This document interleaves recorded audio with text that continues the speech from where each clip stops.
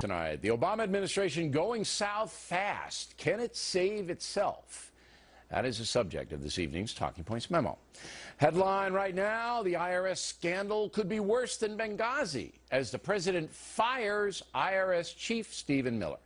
At this point, Mr. Obama had to do that. I'll do everything in my power to make sure nothing like this happens again.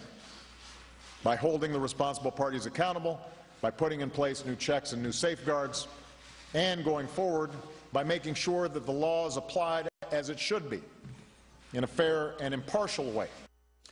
The IRS, of course, admitting it targeted conservatives. But listen to this. Listen to this. Just hours earlier than what the president just said, Jay Carney was saying that the White House can't really explain how the IRS corruption happened because the FBI is investigating.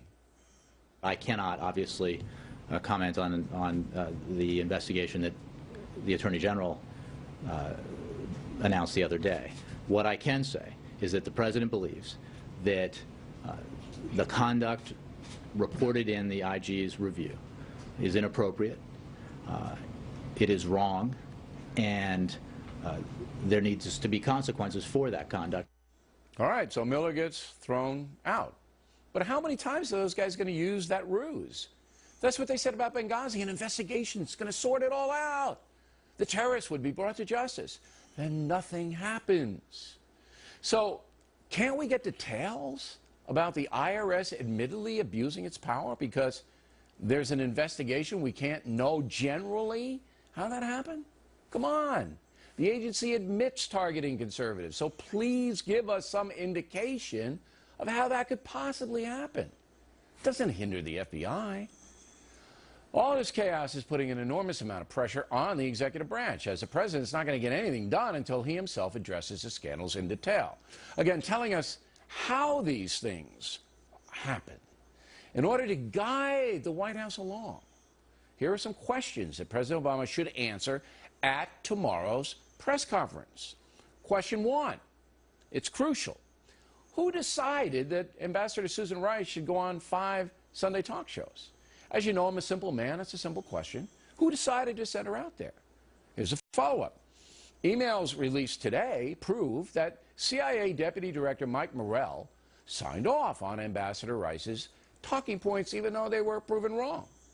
Why hasn't Mr. Morrell been ordered by you, Mr. President, to explain himself? It's been 8 months.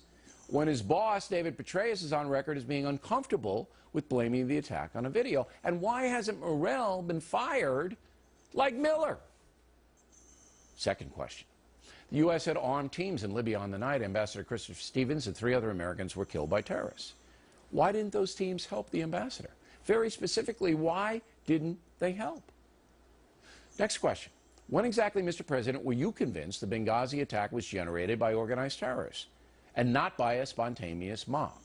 2 weeks after the attack on 9/11, you were still referencing an anti-Muslim video when you were told just days after the attack by your own national security people that al-Qaeda was most likely linked to the killing of the ambassador. Finally, why was it necessary to seize phone records from the Associated Press? Why? Again, simple question. And have some